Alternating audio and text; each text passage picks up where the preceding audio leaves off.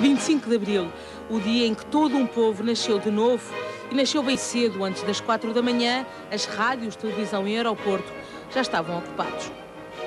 Liberdade para os presos e para os exilados. Mário Soares e Álvaro Cunhal chegam a Portugal. A partir daí, a democracia portuguesa passa por eles, pelos políticos, mas principalmente pelo povo, cansado de 50 anos de ditadura.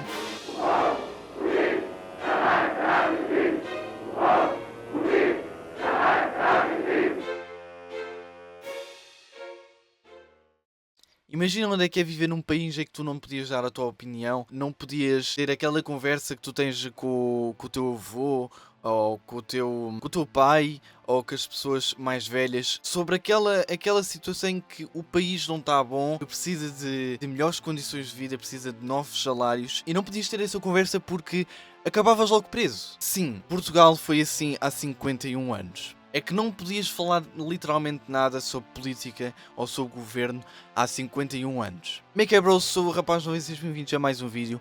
Hoje estamos aqui para um vídeo diferente. Vocês podem ver, hoje é dia 25 de Abril. Já passou algum tempo que tu estejas a ver este vídeo, mas neste exato momento que eu estou a fazer o vídeo é 25 de Abril. O que é o 25 de Abril? O 25 de Abril foi o dia em que Portugal teve a coragem de derrubar a ditadura e o Estado Novo e recuperou a liberdade. E começou a construir uma democracia. Como todas as outras ditaduras, não podemos dar aquela opinião ou não podíamos respirar e não podíamos votar naquela pessoa ou naquela ideologia que eu me identifico mais ou com aquela política que eu me identifico mais. Bastava só teres uma opinião diferente sobre determinado tema que acabavas numa cela. No século XX era normal ter ditaduras em todo o lado. Como podemos ver, no comunismo havia a União Soviética e o fascismo havia em Itália e na Alemanha. Obviamente que a ditadura de Salazar não era assim tão violenta como as outras, como da União Soviética ou mesmo na Alemanha. Aliás, nem chegava aos pés disso. Literalmente era mais pacífica do que os outros.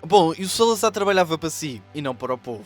Os salários eram baixos, miseráveis e pouco ou nada Salazar fez por isso. Por falar em salários, o Salazar foi o ministro das Finanças e tentou organizar a economia aqui em Portugal porque Portugal precisava. A economia estava toda estragada, estava toda podre e desorganizada e ele tentou organizar isso de forma que fosse mais independente nesse campo. E na realidade ele conseguiu e melhorou bastante a economia portuguesa. Salazar também criou infraestruturas que estão presentes nos dias de hoje, como por exemplo a autoestrada de Lisboa até ao Porto. Começou a ser construída nos anos 60. Inaugurada já depois, mas começou no regime. A Ponte Salazar que toda a gente conhece, atualmente a Ponte 25 de Abril. Aquela que liga da margem sul até Lisboa. Muitas estradas nacionais foram melhoradas ou construídas sobretudo para ligar as zonas rurais. Basicamente entre as zonas rurais não havia uma estrada em que ligasse até à cidade, por exemplo.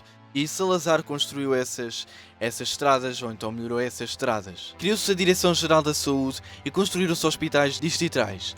Construção de escolas primárias, sobretudo nas aldeias chamadas Escolas do Plano dos Centenários.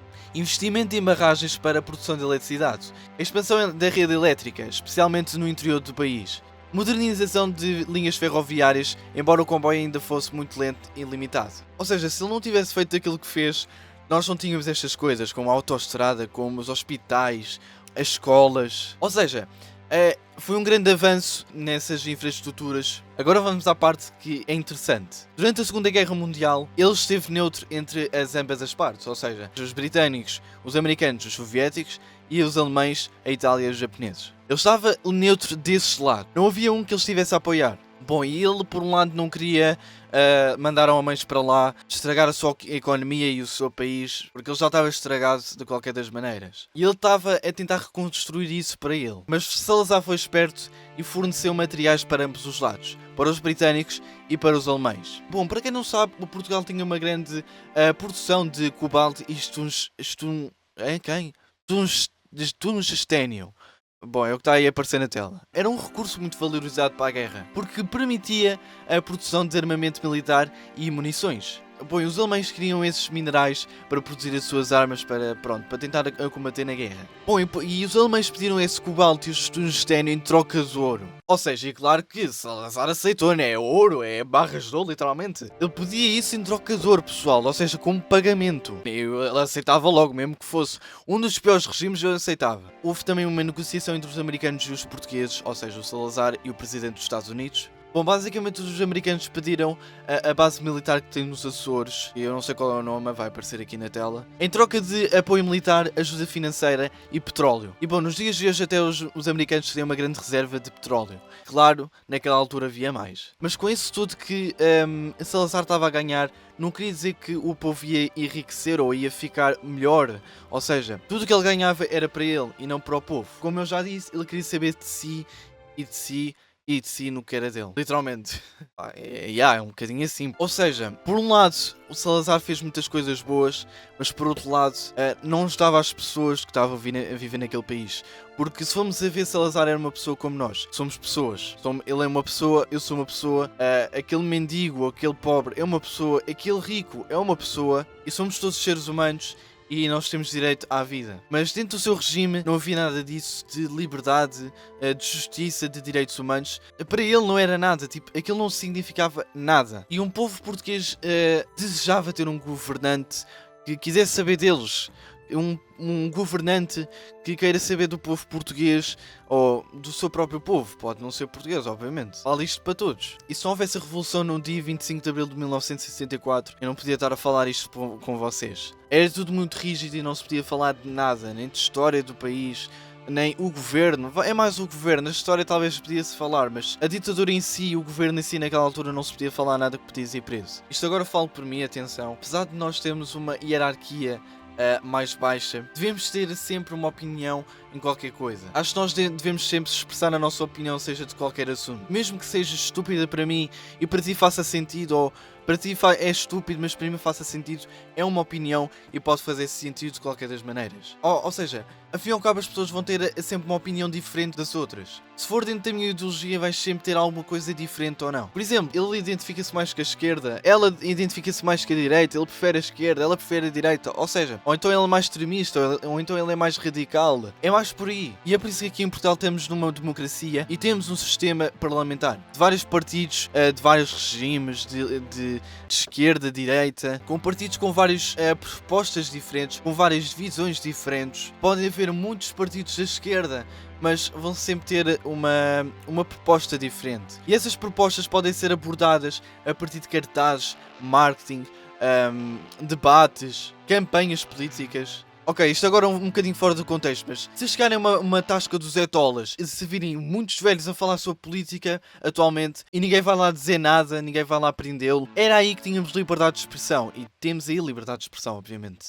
Nem no café, na altura do Salazar, nós podíamos estar a falar sobre isso. Porque lá está, era uma falta de respeito estarmos a falar do meu governo. Estás a falar do meu governo porquê? Na altura era basicamente isso e não podíamos fazer nada quanto isso. Obviamente também não temos a certa liberdade para tirar a tinta ao primeiro-ministro. O que quer dizer com isto tudo é que os governantes também devem saber de nós.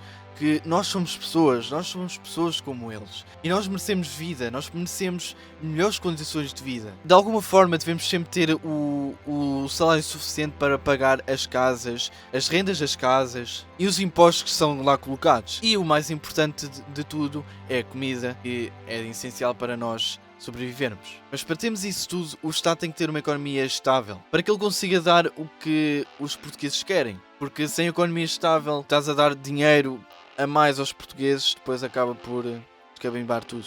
Descambimbar. Descambimbar. E principalmente aquela pessoa que gera o dinheiro do Estado deve ter cabecinha e deve saber aquilo que faz com o dinheiro. Porque algum dinheiro ali, ou quase todo o dinheiro que está ali no Estado, vem dos impostos e os impostos vêm dos pagamentos dos portugueses. E é complicado termos um salário que nem dê para pagar as casas e que a habitação esteja muito cara. Quanto mais a comida também está cara. E é complicado nós recebermos o salário que temos e não conseguimos pagar a casa, nem a comida, nem o resto. E é basicamente isto que eu tenho a dizer. Devemos ter vida. Temos direito à vida. Mas pronto, basicamente é isso. Espero que vocês tenham gostado e espero que também não tenha ficado incomodado, porque o meu objetivo não foi ficar incomodado e sim celebrar este dia da liberdade. Como eu tenho a liberdade de falar isto com vocês aqui na rede social, o meu objetivo não foi apoiar algum partido, simplesmente vou dizer aquilo que eu acho e aquilo que deve haver aqui neste país, porque este país está a precisar de algumas mudanças. E é isso, viva a liberdade, pessoal, viva a liberdade. Bom, eu espero que vocês tenham gostado e partilhem este vídeo com muitas pessoas, e eu quero saber também a vossa opinião aqui nos comentários. Falem aqui o que vocês quiserem, eu gosto de saber as outras opiniões aqui nos comentários, portanto digam o que vocês quiserem. Espero que vocês tenham gostado, deixem o vosso likezinho, subscrevam e até ao próximo vídeo. Tchau, tchau, pessoal, fiquem bem, fui, Suicide of the older generation. What keeps you up at night, yeah? Make all the demons quiet, yeah. We were built to thrive, yeah.